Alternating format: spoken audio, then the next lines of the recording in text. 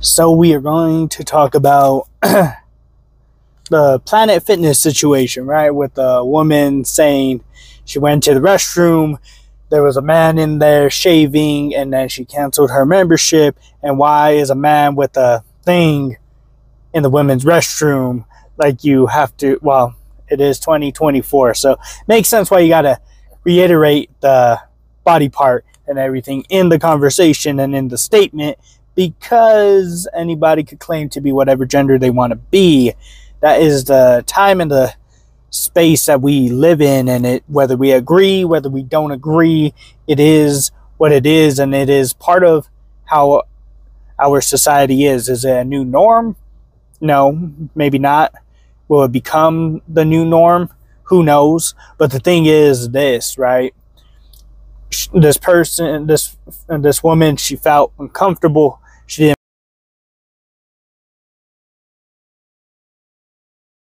didn't feel safe. And I know it's not every single person that claims to be the other gender and going into these restrooms is a bad person or has ill intentions or anything like that. But the thing is, what about the ones that do? What about the ones that take advantage of this and aren't really claiming that gender and really about it, right? And they just in it for some sick thrill or some sick pleasure or whatever it may be, with some sick motive. But the thing is, people aren't comfortable with it. People ain't safe with it. Some people just ain't going to be accepting and of this situation and of these situations, because it's just a little bit too much. It's a little too crazy out there. And that's the big thing, right? Is when do we draw the line on these things, whether we're comfortable, uncomfortable, and we're trying to have everybody fit in, all these different things, and people's moral values are being questioned, they're being taken advantage of, people are losing their integrity, they're sacrificing their, they ain't standing up and being strong on what they believe in, all these different things, and we just kind of give in like, it is what it is. Let's just let them do their thing, and if situations happen, oh well, we sweep it under the rug. It isn't that big of a deal. But to those victims that it does happen, it is a big deal. And that's the issue that we have right now, is exactly that. And it's crazy because, I have not witnessed that, but I'm also not a female, so I don't think I would ever witness that.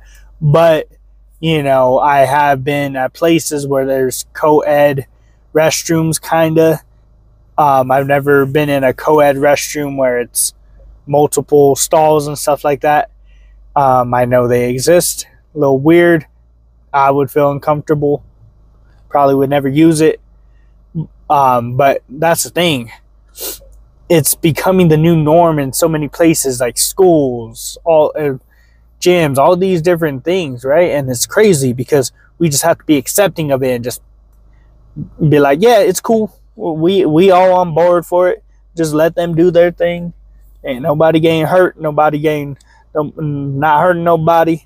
Ain't affecting nobody. But yet it really is hurting people, and it really is affecting people. And that's the crazy thing, is we just don't care and we ain't saying anything about it. But it's true. It's true. So I will end it on this note.